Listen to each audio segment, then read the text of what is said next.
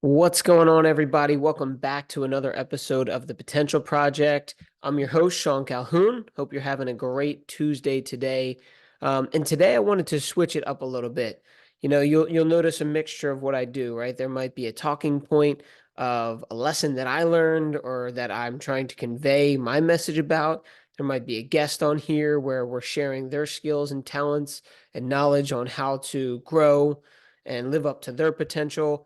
But today I wanted to switch it up because I have a lot of conversations with folks surrounding fitness. It is what I do with Arate Athletics, with the fitness studio. There are constantly communications with me about how can I better my health? What are some things that I could do? What could I change? How can I become better, healthier, more fit, more toned, burn fat, you name it. I've had a conversation about it. Now, what I did today was I compiled a list of, I took 10 of the more popular questions that I got from people that are between the ages of 40 and 50 and are typically women. Now, our clientele that we serve is predominantly women. That doesn't mean it's all women. There's a ton of guys who come, and it doesn't mean that there aren't young people either.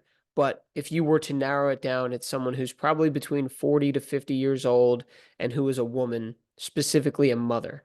Right. So based on those conversations that I have more often, I've taken the questions that pop up and I'm just going to answer them as I would. Now, I want to preface this with saying I'm not a doctor. I am not a scientist. I'm not going to speak anything from fact. I'm just going to speak on my thoughts on the situation, what's worked for me, what's worked for our clients. And you might be saying, well, I'm a 30-year-old guy, and that's okay because guess what? A lot of the stuff that a 45-year-old woman has questions about might directly apply to you.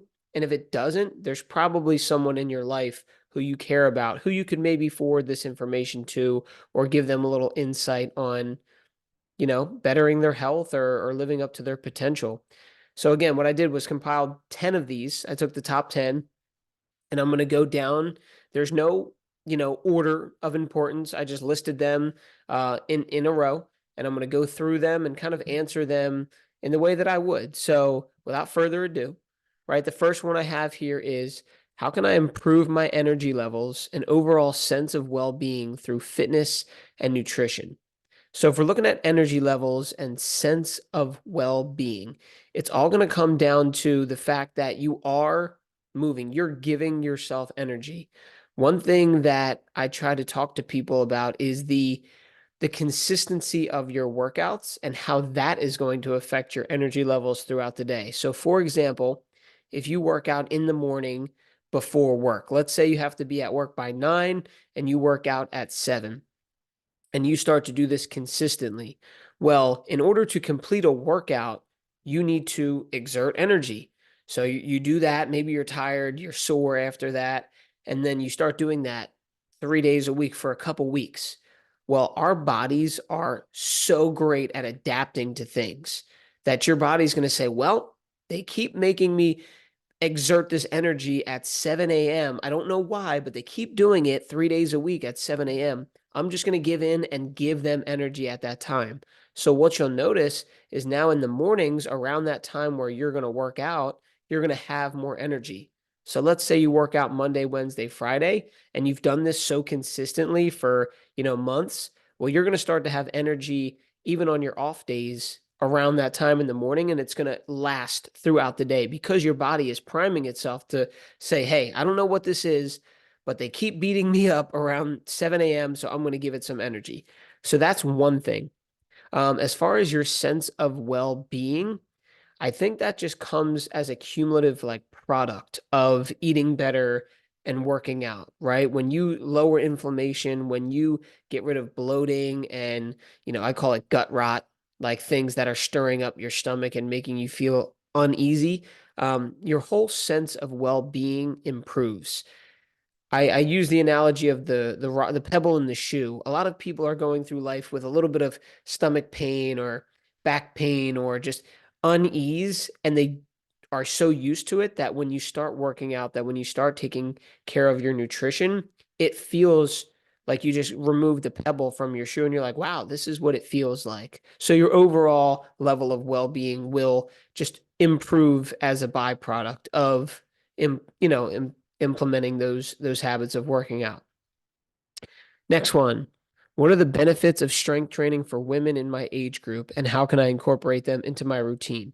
Now, like I said, this one is a little bit more specific because it's women in their 40s and 50s, but benefits of strength training kind of are all across the board. I don't want to say the same, but strength training is super important, especially for women in their 40s and 50s, because as we get older, our bone density lowers, right? There's something called osteoporosis where your bone density is lower and they're more fragile and your bones are at risk for, hairline fractures or breaking.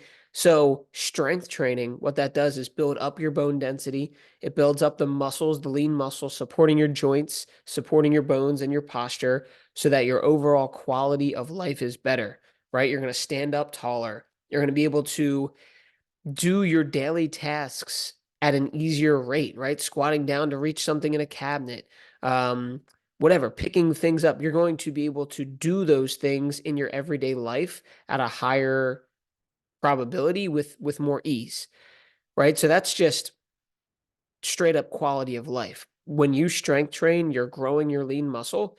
Again, posture's better, your mobility's better, your overall strength, your bone density is just going to all improve.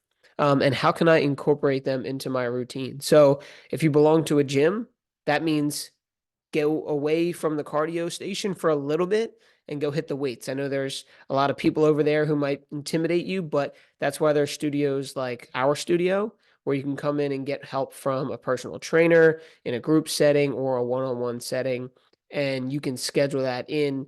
I mean, shoot, if you've never done strength training before and you do it one time a week, you're going to build yourself up. So I would allocate 45 minutes to an hour one time a week. And then as you grow into that and you become stronger and you're making more time, then you should probably be doing it 3 to 4 times a week if possible. Number three, how can I improve my flexibility and mobility, especially as I get older? Again, you'll notice, guys, that these questions don't always all, you know, relate to older people, right? This is for everyone. So, one thing that I would say for improving your flexibility and mobility is I like to use the word hacks, right? Find time in your day where you can stretch and you can do some mobility movements when you can, like when you can, but you naturally wouldn't. So, for example, watching TV, you normally sit on the couch or lie on the couch and watch TV. Well, can you for 30 minutes just sit on the ground and do some stretches and hold some positions that are going to increase mobility in your hips? Now, that comes with a little instruction. You might need to learn from someone, or you might need to pull up a YouTube video on mobility, but shoot, you could do that in 2 seconds. Look up a YouTube video on mobility for your shoulder, for your hips, and they'll show you some movements, and you can just do that on the ground while you're watching TV. That's one way you can do that. Um, and the thing with flexibility and mobility is it is going to you're going to gain flexibility and mobility quick, but you can also lose it quick. So it's important that, hey, if you're habit stacking stretching with watching TV, you're going to do that on a more consistent basis and you're going to be able to maintain that flexibility and mobility. So the as I'm getting older part, I don't know if that really even has an effect on it, right? If you are less mobile because your posture has been bad for more years, I would just start off with more basic stretches, right? Not maybe you're not going as deep into the stretch or doing something as advanced, but I would stack it with something else that you're doing, like watching TV. Another thing you could do is, I mean, if you're, able and open to do it, like a yoga class or some type of Pilates, right? That's going to help with your mobility and flexibility. Next one. What are some effective strategies for managing menopausal symptoms through exercise and diet? Okay.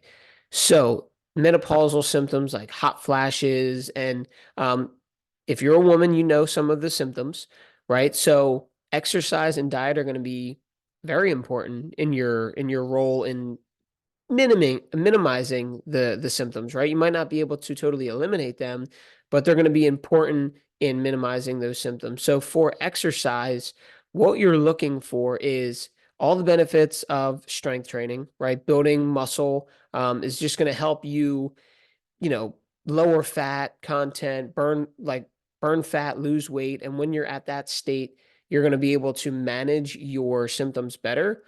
But what else you're looking for from exercise is the endorphins, right? So you get a hit and a rush of endorphins when you work out, which is the happy feeling, which is the good feeling of your body, right?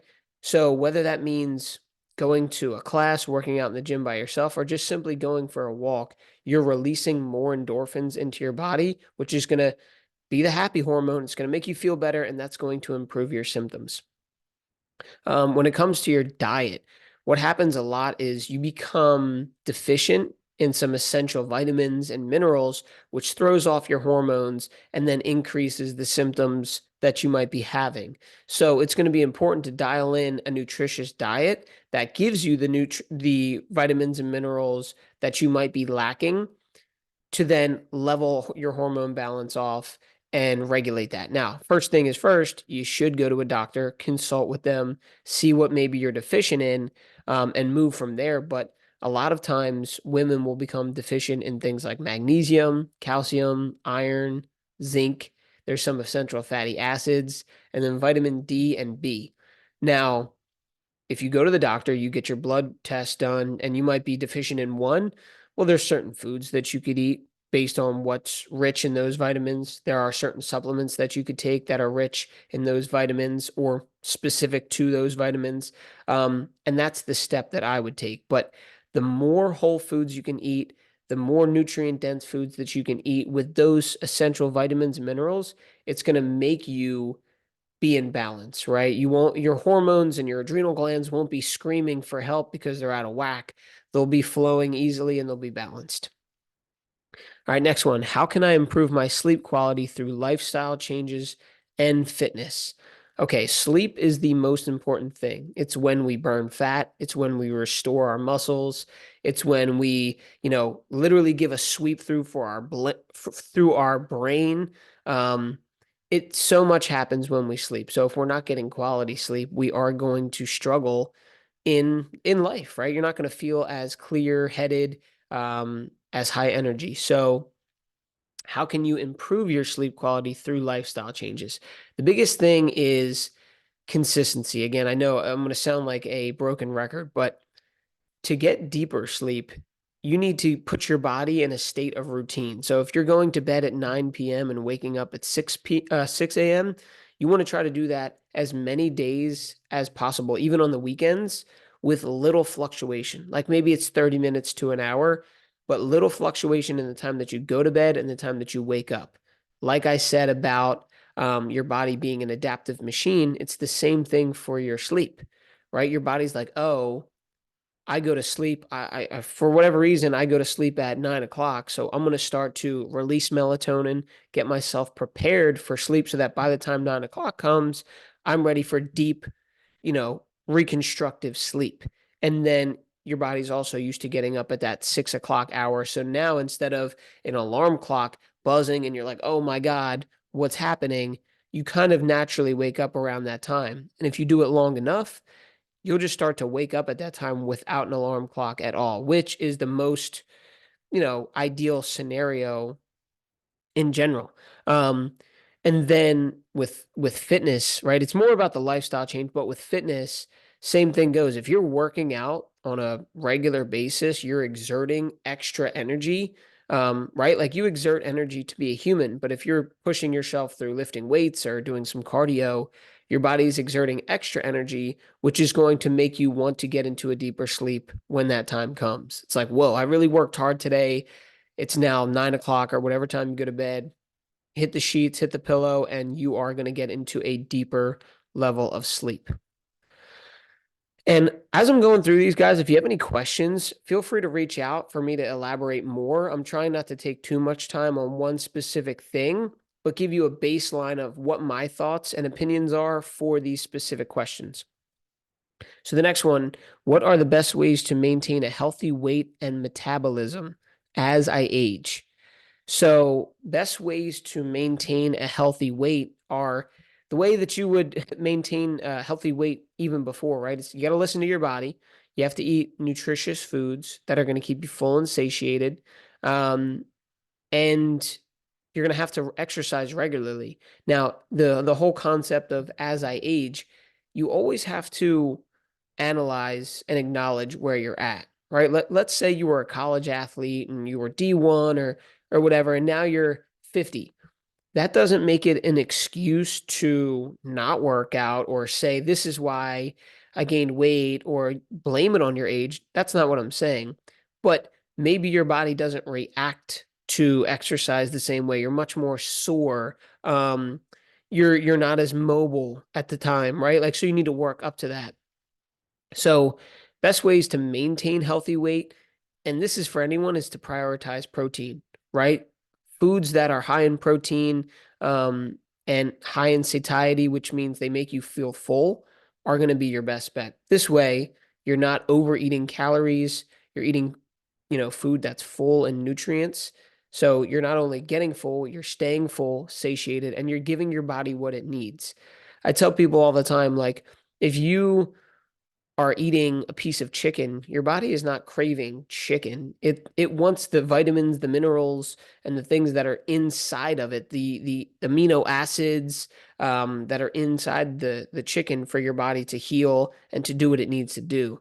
So really, it's just getting food that is high in all of those things. So when you're eating highly processed foods, it's not full of nutrients. It's not full of vitamins and minerals. So you're kind of missing out on that and you're eating empty calories. So that's another big reason to eat whole foods. Um, so how can I stay motivated to exercise regularly, especially when I don't see immediate results? Okay, this is a huge one, right? A lot of people come in and they want results yesterday, even though maybe it took them 10 to 20 years to put on the weight and they want it gone in a week. And I don't blame you. So would I, right? We want immediate results with everything, right? You post on Instagram or on Facebook and you want a million likes right away. So we get the dopamine hit and we get that reward internally. But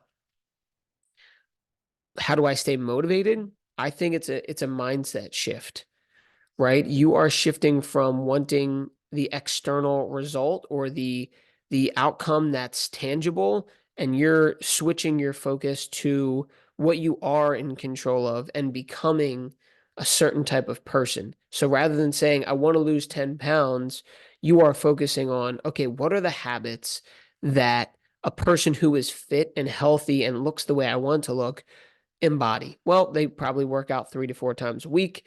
They walk on a regular basis. They're eating natural whole foods. They're drinking X amount of water. These are the basics, right? But it's true because most times we're lacking in one of those areas or we're not consistent in one of those areas. So when you can take your focus and direct it away from what's my number on the scale and direct it towards, am I being the person who is the higher level of myself? Am I going to my workouts 3 to 4 times a week? Am I getting my steps in? And if the answer is yes, then you are going to get your desired result as a byproduct because your standards and your habits align with someone who is that person, if that makes sense, right? So we're taking our attention and removing it from the specific numerical outcome and we're putting it on quality traits. We're putting it on how we feel, where our mindset is at and who we're becoming. And that gives you a focus of, hey, there's no end game. If I lose the 10 pounds, that's not the end game. The end game is to be healthy and feel good and have a high quality of life until we die. And if that's the case, you need to get away from the number on the scale or maybe what you look like in the mirror or what you think you look like and focus on, hey, am I embodying these habits and these standards and am I becoming the person that I want to become? That's how I would um, stay motivated when you're not seeing immediate results. Next up, what are some of the common myths or misconceptions about women's fitness that I should be aware of? Okay, so one of the biggest ones is that lifting weights is going to make you bulky, right? So many women that I talk to and that you see post online, they're like, I don't want to lift weights because I don't want to look like a man or I don't want to become bulky. And that's just, I mean, I don't know where that started or where it came about, but it's just simply not true.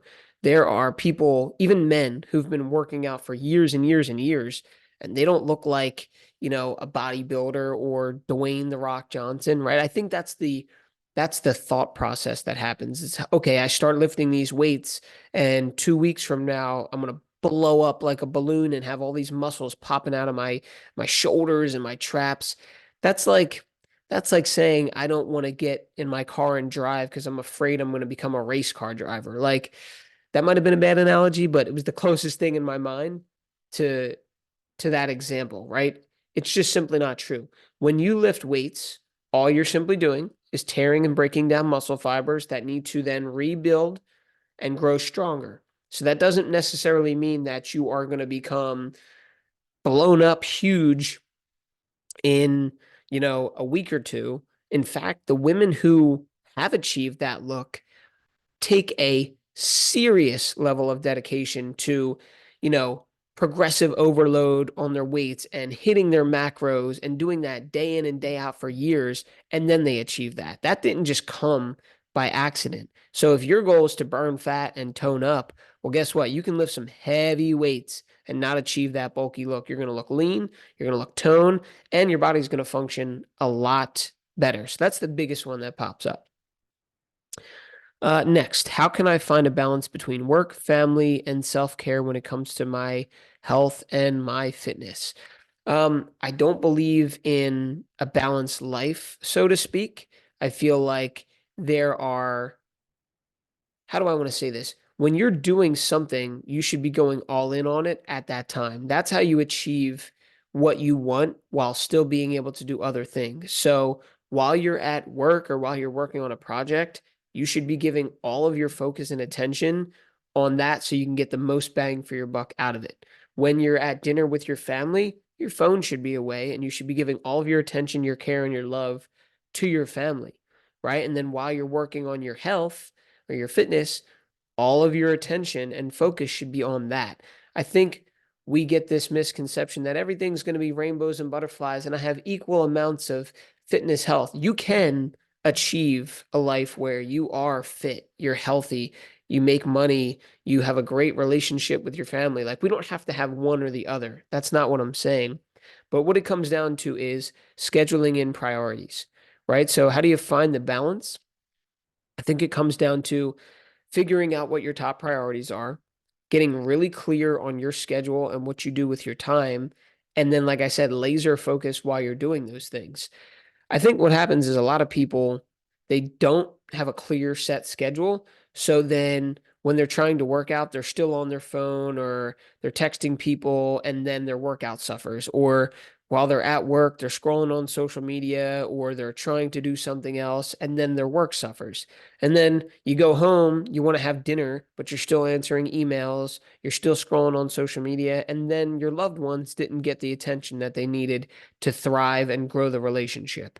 So when you can look at your day and your week and your life and narrow down what time is for what thing, well, then all the distractions go away. You put all of your time and attention to that thing and you get more out of it in almost less time, right? Like you don't need to work out for 3 hours and be in there texting people in between sets. Like if you get a 45-minute workout in and you're not distracted, you'll be ready to leave. You'll be ready to go do what you need to do. And then you can get on with the other areas of your life. So I would say take your highest priority, which to me is like family, right? Like if you need to schedule time in with your family, that comes first. Then probably your health, right? Because if you don't have your health, you don't have anything. So a lot of people say, well, I don't have time. It's like, well, everyone's busy. People think they're the most busy person on the planet Earth, and it's just simply not true. So you need to find with your schedule, how can you reprioritize and how can you put in the priorities first, and then everything else falls in place afterwards. Like if your health and working out is so important to you, well, then you have to schedule that time and you're not doing anything else during that time. You're not saying, oh, I can take this meeting. Oh, I can go out to lunch. No, this is my time to work on myself. This is my time to work on my health and my fitness. And I'm not doing anything else. Back to what I said before, it's the lack of focus and we're trying to do multiple things at once. And then that just diverts us from making progress in anything. I can't stand when I go out to eat and you look over and the whole family is just on their phones. It's like, you're out to dinner with your family or on a, God forbid, it's a date. Like if you're on a one-on-one date and you're on your phone with someone, how is that person going to want to grow with you and stay in a relationship if you're focused more on scrolling on Instagram? Like, stop, prioritize your life. You got to schedule it out and you have to really dive into what you're doing at that time so that the distractions can go out the door. I could talk on that specific topic for a whole hour itself, but I'll keep it moving. Um, Last one. What are some fun and engaging fitness activities that I can do with friends or family to stay active? Okay, so there's a bunch of stuff. The main two things that I'll talk about are sports and like hikes and walks. Um, because they're fairly easy to do and there's like a low barrier to entry. Like if on a weekend, you and your friends or your family went for a hike, all that takes is some a trail, a mountain, and proper shoes, right? Like there's no reason why you can't do that. And I love it. You get out in nature, you get your heart rate up. It's like an exploration. You're climbing up some rocks, you're on a path, you're on a trail. I think hiking and walking are some of the most enjoyable experiences that you can do as a human. And it might sound like corny or simple, but I find a lot of joy in doing that. And when you can do it with friends and family, it makes it all the more enjoyable. Another thing is sports, right? Like, yeah, the weather might not be great at all times, but you can go shoot hoops, you could throw the football around, the frisbee, you can bring your dog to the park. So doing things that are more gamified make it easier to exercise because you're not thinking about it, right? Like if you're at the park throwing the football around, well, yeah, you're exercising, you're doing sprints, you're running, you're throwing, you're using your shoulders, but you're not thinking about it because you're just playing a game.